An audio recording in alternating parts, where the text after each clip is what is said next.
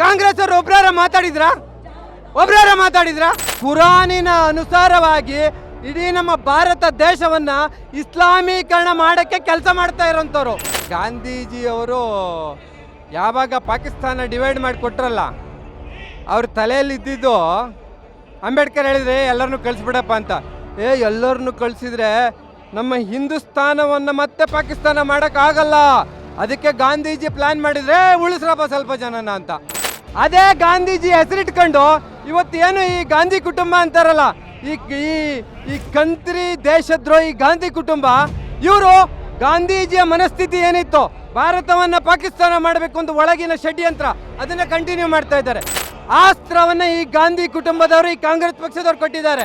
ಯಾವಾಗ ನನ್ನ ಕೊಲೆ ಮಾಡಿಬಿಡ್ತಾರೋ, ಯಾವಾಗ ನಮ್ಮ ಮನೆ ಹೆಣ್ಣು ಮಕ್ಕಳನ್ನ ರೇಪ್ ಮಾಡಿಬಿಡ್ತಾರೋ, ಅಯ್ಯೋ ನನ್ನ ಜೀವ ಕೈಯಲ್ಲಿ ಹಿಡ್ಕೊಂಡು ಬದುಕಬೇಕಲ್ಲ ಅನ್ನುವ ಪರಿಸ್ಥಿತಿ ಇದೆ. ಈಗ ಬಾಂಗ್ಲಾದಲ್ಲಿರುವ ಪರಿಸ್ಥಿತಿ, ಬಾಂಗ್ಲಾದಲ್ಲಿ ಹಿಂದೂಗಳ ನರಮೇಧ ನಡೆದಿದೆ. ರಾಜ್ಯದಲ್ಲಿ ಅಂದರೆ ಭಾರತದಲ್ಲಿ ನೋಡೋದಾದ್ರೆ ಹಿಂದೂಗಳ ಭೂ ಕಬಳಿಕೆ ಆಗ್ತಿದೆ. ವಕ್ಫ್ ಬೋರ್ಡ್, ಇದು ವಕ್ಫ್ ಬೋರ್ಡ್ ಏನಂದರೆ, ನಿಜ ಹೇಳಬೇಕು ಅಂದರೆ ಗಾಂಧೀಜಿಯವರು ಯಾವಾಗ ಪಾಕಿಸ್ತಾನ ಡಿವೈಡ್ ಮಾಡಿ ಕೊಟ್ರಲ್ಲ, ಅವ್ರ ತಲೆಯಲ್ಲಿ ಇದ್ದಿದ್ದು ಅಂಬೇಡ್ಕರ್ ಹೇಳಿದ್ರೆ ಎಲ್ಲರನ್ನೂ ಕಳಿಸ್ಬಿಡಪ್ಪ ಅಂತ. ಎಲ್ಲರನ್ನೂ ಕಳಿಸಿದ್ರೆ ನಮ್ಮ ಹಿಂದೂಸ್ತಾನವನ್ನು ಮತ್ತೆ ಪಾಕಿಸ್ತಾನ ಮಾಡೋಕ್ಕಾಗಲ್ಲ, ಅದಕ್ಕೆ ಗಾಂಧೀಜಿ ಪ್ಲಾನ್ ಮಾಡಿದ್ರೆ ಉಳಿಸ್ರಪ್ಪ ಸ್ವಲ್ಪ ಜನನ ಅಂತ.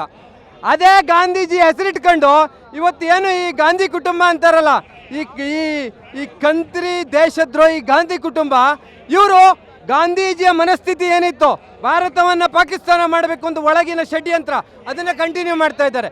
ಹಾಗಾಗಿ ಅವರು ವಕ್ಫ್ ಬೋರ್ಡ್ ಅನ್ನು ಅಸ್ತ್ರ ಕೊಟ್ಟಿದ್ದಾರೆ ಮುಸ್ಲಿಮರಿಗೆ.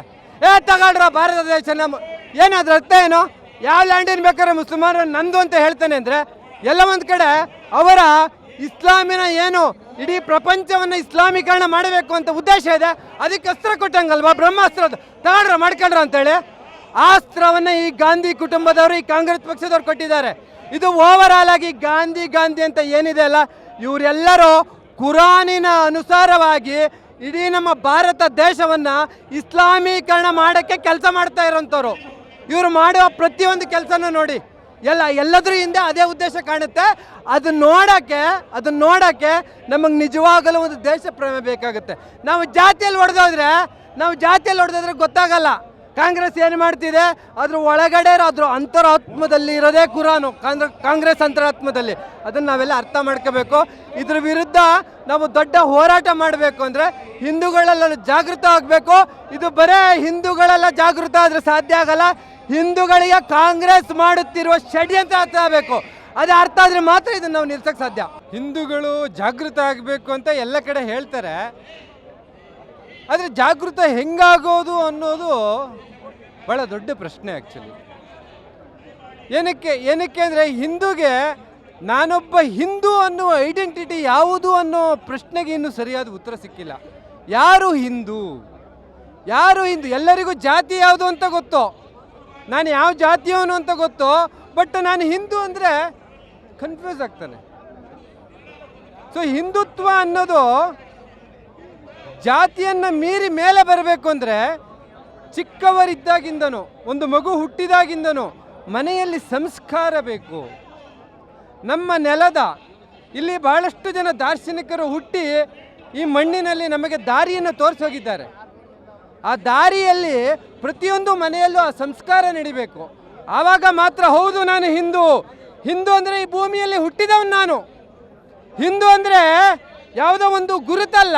ಹಿಂದೂ ಅಂದರೆ ನಾನು ಈ ಭೂಮಿಯಲ್ಲಿ ಹುಟ್ಟಿದ್ದೇನೆ, ಹಾಗಾಗಿ ನಾನು ಹಿಂದೂ ಎಂದು ಎದೆ ತಟ್ಟಿಕೊಂಡು ಹೇಳಬೇಕು ಅಂದರೆ ಅವನಿಗೆ ಈ ಮಣ್ಣಿನ ಮೇಲೆ ಗೌರವ ಬೇಕು. ಮಣ್ಣಿನ ಮೇಲೆ ಗೌರವ ಸುಮ್ಮನೆ ಬಂದುಬಿಡುತ್ತಾ? ಸುಮ್ಮನೆ ಬರುತ್ತಾ? ಮಣ್ಣಿನ ಮೇಲೆ ಗೌರವ, ಈ ಮಣ್ಣಿನಲ್ಲಿರುವ ಪ್ರತಿಯೊಂದು ಸಂಸ್ಕೃತಿ, ಈ ಮಣ್ಣಿನಲ್ಲಿರುವ ಈ ಒಂದು ಗಾಳಿ, ನೀರು, ಭೂಮಿ, ಎಲ್ಲದರ ಮೇಲೂ ಗೌರವ ಬಂದಾಗ ಮಾತ್ರ ನಾನು ಹಿಂದೂ ಅಂತ ಹೇಳೋಕ್ಕೆ ಸಾಧ್ಯ. ಆ ಹಿಂದುತ್ವದ ಜಾಗೃತಿ ಆಗಬೇಕು. ಇದು ಕೇವಲ ಏನೋ ಒಂದು ವಿಚಾರಧಾರೆ ಅಲ್ಲ, ಇದು ಚಿಕ್ಕವರಿದ್ದಾಗಿಂದನೂ ಅವರ ಒಳಗಡೆಯಿಂದ ಇದನ್ನು ನಾವು ಬೆಳೆಸಬೇಕು. ಆವಾಗ ಮಾತ್ರ ನಾನು ಹಿಂದೂ ಅಂತ ಹೇಳ್ಕೊಳಕ್ಕೆ ಸಾಧ್ಯ. ಈ ಹಿಂದುತ್ವ ಅನ್ನೋದು ಕೇವಲ ಒಂದು ರಾಜಕೀಯ ಸರಕಾಗಬಾರ್ದು. ಇದೊಂದು ಸಾಂಸ್ಕೃತಿಕವಾಗಿ ಇದನ್ನು ಬೆಳೆಸುವ ಕೆಲಸವನ್ನು ಪ್ರತಿ ಮನೆಯಲ್ಲೂ ಮಾಡಬೇಕು ಅಂತ ಅನಿಸುತ್ತೆ.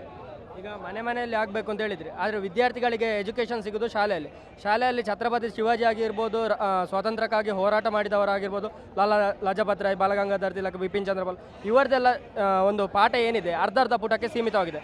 ಆದರೆ ಟಿಪ್ಪು ಸುಲ್ತಾನ್ ಆಗಿರ್ಬೋದು, ಮೊಘಲರಾಗಿರ್ಬೋದು, ಅಕ್ಬರ್, ಬಾಬರ್ ಇವರದು ಪುಟಗಟ್ಟಲೆ ಪಾಠಗಳಿದೆ. ವಿದ್ಯಾರ್ಥಿಗಳು ಮತ್ತು ಜಾಗೃತರಾಗೋದು ಯಾವಾಗ ಸರ್?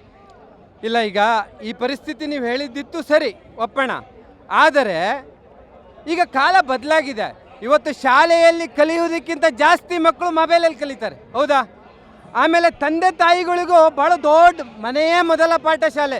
ತಂದೆ ತಾಯಿಗಳಿಗೂ ಭಾಳ ದೊಡ್ಡ ಜವಾಬ್ದಾರಿ ಇರುತ್ತೆ. ಅವರು ಹೇಗೆ ಬೆಳೀತಾರೆ, ಅವ್ರು ಹೇಗಿರ್ತಾರೆ, ತಂದೆ ತಾಯಿ ಒಳಗಡೆ ಸಂಸ್ಕಾರ ಇದ್ದರೆ ಮಾತ್ರ ಮಗು ತಂದೆ ತಾಯಿಯನ್ನು ನೋಡಿ ಕಲಿಯುತ್ತೆ. ಅವರ ಒಳಗಡೆ ಸಂಸ್ಕಾರ ಇದ್ದರೆ ಮಗು ಒಳಗಡೆ ಆಟೋಮೆಟಿಕ್ಕಾಗಿ ಸಂಸ್ಕಾರ ಬರುತ್ತೆ. ಅದ್ರ ಜೊತೆಗೆ ಮೊಬೈಲಲ್ಲಿ ಮಕ್ಕಳಿಗೆ ಏನು ತೋರಿಸ್ತಾರೆ, ತಾಯಿ ಏನೋ ಒಂದು ಅವ್ರ ಮಗು ಏನೋ ಒಂದು ಊಟ ಮಾಡ್ತಿಲ್ಲ ಅಂತಂದು ಯಾವುದೋ ಒಂದು ಇಂಗ್ಲೀಷಿಂದೋ ಯಾವುದೋ ಒಂದು ಟಾಮ್ ಆ್ಯಂಡ್ ಜೆರ್ರಿನೋ ಮತ್ತೊಂದೋ ಯಾವುದೋ ಒಂದು ಕಾರ್ಟೂನ್ ಹಾಕಿ ತೋರಿಸ್ತಾರೆ. ಆ ಸಂದರ್ಭದಲ್ಲಿ ಅವರಿಗೆ ನಮ್ಮ ಸನಾತನ ಧರ್ಮಕ್ಕೆ ಸಂಬಂಧಪಟ್ಟಂಥ ಹನುಮಂತಂದು, ಕೃಷ್ಣಂದು, ನಮ್ಮ ಮಹಾಭಾರತನೋ ರಾಮಾಯಣೋ ಅಥವಾ ಪಂಚತಂತ್ರ ಕಥೆಗಳು, ಈ ರೀತಿಯ ಕಥೆಗಳನ್ನು ತೋರಿಸಿದಾಗ ಅವರೊಳಗಡೆ ಚಿಕ್ಕಂದಿನಿಂದಲೇ ಒಂದು ಸಂಸ್ಕಾರ ಬೆಳೆಯೋಕ್ಕೆ ಸ್ಟಾರ್ಟ್ ಆಗುತ್ತೆ.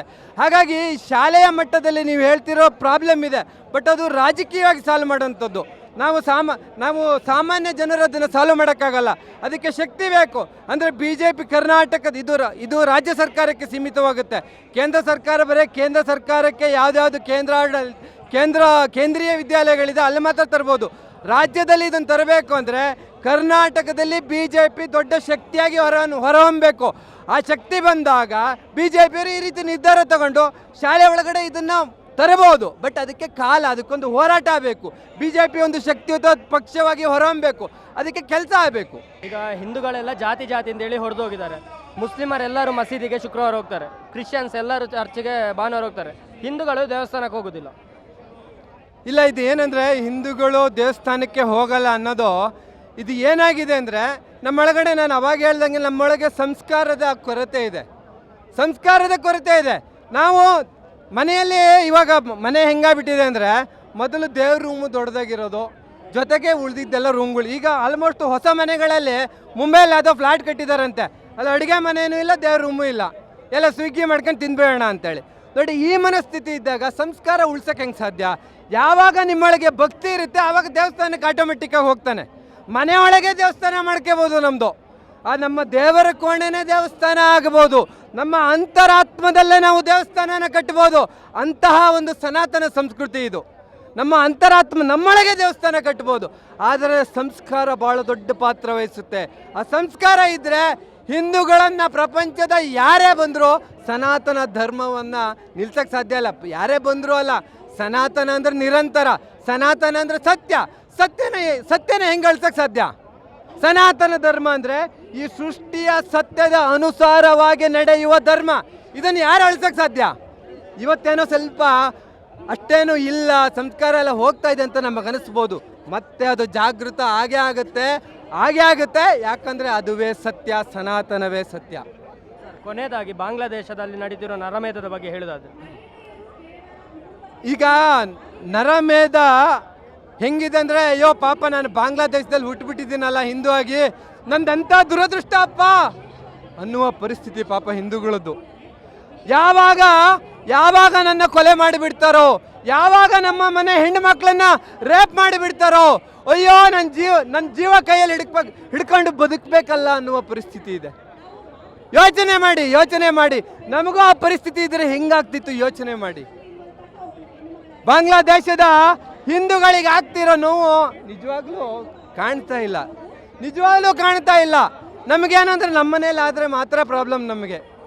ಇವತ್ತೇನೋ ವಿಶ್ವ ಹಿಂದೂ ಪರಿಷತ್ ಅವರು ಮುಂದಾಳತ್ವ ತಗೊಂಡು ಈ ರೀತಿಯ ಒಂದು ಪ್ರೋಗ್ರಾಮ್ ಮಾಡಿದ್ದಾರೆ, ಇಷ್ಟೊಂದು ಜನ ಸೇರಿದ್ದಾರೆ. ಆದರೆ ನಿಜವಾಗಲೂ ಹೇಳಬೇಕು ಅಂದರೆ ಭಾಳಷ್ಟು ಜನರ ಒಳಗಡೆ ಅದ್ರ ನೋವಿನ್ನು ತಾಕಿಲ್ಲ. ನಮಗೆ ಅರ್ಥ ಆಗಬೇಕು, ಬರೀ ಹಿಂದೂ ಅಂತಲ್ಲ, ಇದು ಹಿಂದೂಗಳ ಮೇಲೆ ದೌರ್ಜನ್ಯ ಅಂತಲ್ಲ, ಒಂದು ಮಾನವೀಯತೆ ಮೇಲೆ ದೌರ್ಜನ್ಯ ನಡೀತಾ ಇದೆ. ಅಲ್ಲಿ ಯಾರು ಮಾತಾಡ್ತಾ ಇದ್ದಾರೆ? ಕಾಂಗ್ರೆಸ್ ಅವರು ಒಬ್ಬರ ಮಾತಾಡಿದ್ರಾ? ಒಬ್ರಾರ ಮಾತಾಡಿದ್ರ? ಅಲ್ಲಿ ಪ್ಯಾಲೆಸ್ತೈನಲ್ಲಿ ಏನಾರಾದ್ರೆ ಕಾಂಗ್ರೆಸ್ನವರು ಈ ಬುದ್ಧಿಜೀವಿಗಳು ಎಲ್ಲ ಬಂದು ಬಿಡ್ತಾರೆ.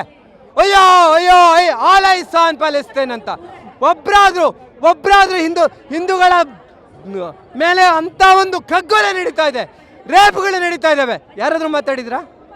ನೋಡಿ, ಹಿಂದೂಗಳು ಜಾಗೃತ ಆಗಬೇಕು ಅಂದರೆ ನಾನು ಹೇಳಿದಾಗೆ ಸಂಸ್ಕಾರ ಭಾಳ ಮುಖ್ಯ.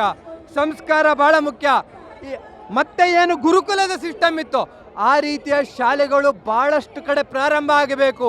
ಯಾವುದೇ ಜಾತಿ ತಾರತಮ್ಯ ಇಲ್ಲದೆ ಅಲ್ಲಿ ಚಿಕ್ಕೋರಿದ್ದಾಗಿಂದನೇ ಅವರಿಗೆ ಆ ರೀತಿಯ ಒಂದು ಸಂಸ್ಕಾರದಲ್ಲಿ ಬೆಳೆಸಬೇಕು.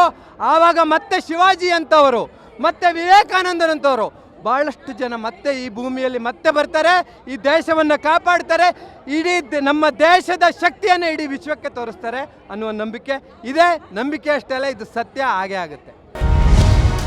ಟಿವಿ ವಿಕ್ರಮ, ದೇಶ ನಿಮ್ಮ ಕೈಯಲ್ಲಿ. ಈ ಕಾರ್ಯಕ್ರಮ ನಿಮಗೆ ಇಷ್ಟ ಆಗಿದ್ದಲ್ಲಿ ಲೈಕ್, ಶೇರ್ ಹಾಗೂ ಕಮೆಂಟ್ ಮಾಡಿ. ಟಿವಿ ವಿಕ್ರಮದ ಕಾರ್ಯಕ್ರಮಗಳನ್ನು ನಿರಂತರವಾಗಿ ವೀಕ್ಷಿಸಲು ಸಬ್ಸ್ಕ್ರೈಬ್ ಮಾಡಿ, ಬೆಲ್ ಐಕನ್ ಒತ್ತಿ.